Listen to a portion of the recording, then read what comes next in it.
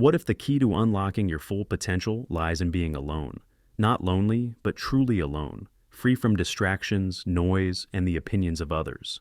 In today's world, we're more connected than ever, but at the same time, we've never felt so disconnected from ourselves. Social media, emails, and endless notifications are constantly demanding our attention. The world is always buzzing, and we often find ourselves caught up in the noise, leaving little room to hear our own thoughts. Solitude, however, offers something different, a way to reconnect with ourselves.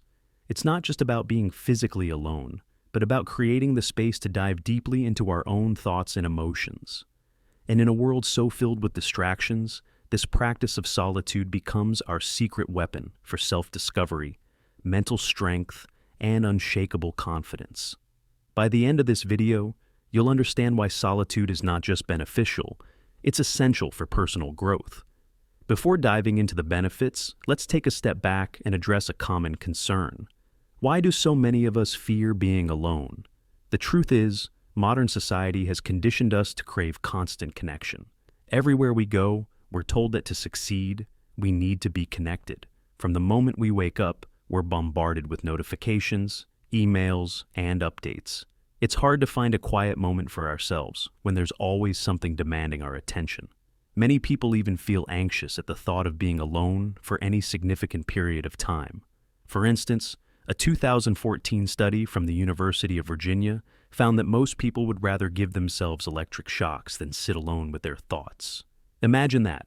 Would you rather experience physical pain than face your own mind? That's how uncomfortable solitude can feel for many of us. Why is that? Because we've been taught that being alone equals loneliness, and loneliness is a negative feeling. We've been told that being alone means you're unpopular, unimportant, or unloved. But here's the truth. Solitude is not loneliness. Loneliness is the feeling of isolation that you don't choose. Solitude, on the other hand, is a deliberate choice. It's choosing to be alone so you can reconnect with yourself, process your thoughts, and find clarity. The problem is that we've forgotten how to be alone in this modern age of constant connection. This has been holding us back from reaching our full potential. Now that we've acknowledged the fear of solitude, let's talk about why it's so powerful. Solitude is the key to self-discovery. When you're alone, you're forced to confront your thoughts, your fears, and your desires. Without the constant influence of other people's opinions, you can finally hear your own voice. Think about it. When was the last time you truly sat in complete silence, just with your thoughts? For many of us, it's been a long time, if ever. We live in a world filled with distractions, phones buzzing, emails flooding in, social media beckoning. But when we make the space for solitude, we start to uncover our deepest desires and values. We begin to understand what truly matters to us, not what society or social media tells us to care about. Take, for example, the story of Elon Musk. When he was building Tesla and SpaceX, Musk would often spend time alone, thinking deeply about his vision and how to make it a reality. His best ideas came not from meetings or group discussions, but from quiet moments alone, contemplating and planning. Solitude allows us to hear our inner voice and develop a deeper sense of self. Solitude also builds mental resilience. When you spend time alone, you learn to rely on yourself for emotional support. You stop seeking validation from others, and instead, you start trusting your own judgment. Take the example of the writer J.K. Rowling. Before the success of the Harry Potter series, she faced countless rejections and struggles. She spent many solitary hours writing and refining her ideas without anyone's input or approval. Her ability to trust her own instincts in those moments of solitude was crucial to her eventual success. And let's not forget about creativity. Some of the most groundbreaking ideas in history came from moments of solitude. Nikola Tesla, for instance, spent years alone, imagining and testing his inventions.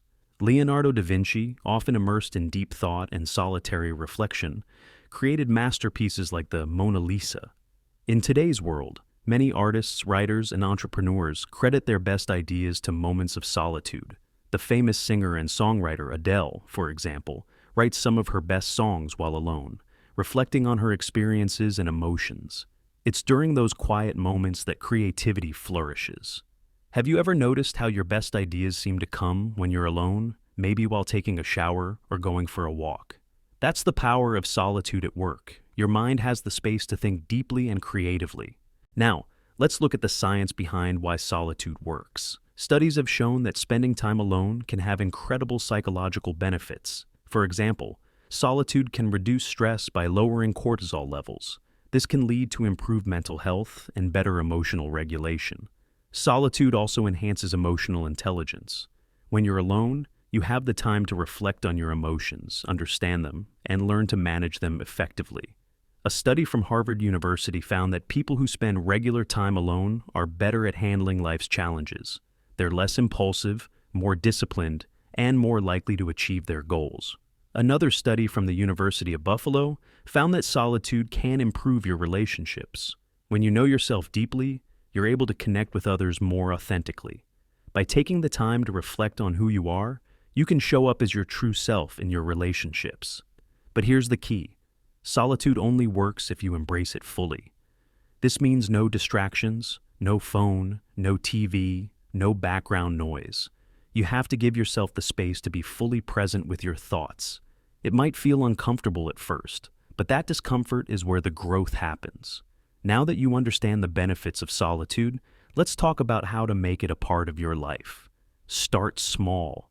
Set aside 15 to 30 minutes a day for complete silence. No phone, no distractions. Just sit with your thoughts. If you're not used to being alone, it might feel strange at first, but like any new habit, it gets easier the more you practice. You can also engage in solo activities like reading, journaling, meditating, or taking long walks. These activities encourage you to be present and reflect without the need for constant input from others. Another great tip is to detox from social media. The constant noise of other people's opinions can drown out your own voice. Take a break from social media for a day, a week, or even longer. You'll be amazed at how much clarity you gain when you're not constantly bombarded by other people's thoughts and agendas. Finally, be patient with yourself. Solitude is a skill, and like any skill, it takes time to develop. The more you practice, the more comfortable you'll become with being alone. And the more comfortable you are with being alone, the stronger you'll become in every area of your life. In a world that never stops talking, the ability to be alone with your thoughts is a superpower. When you master solitude, you stop seeking validation. You stop fearing silence and start embracing the power within you. You begin to trust your own judgment and feel confident in your decisions. So, I challenge you. Take the first step today. Set aside some time to be alone, even if it's just for 15 minutes. Sit with your thoughts, confront your fears, and discover who you really are. Once you learn to enjoy your own company, nothing can shake you.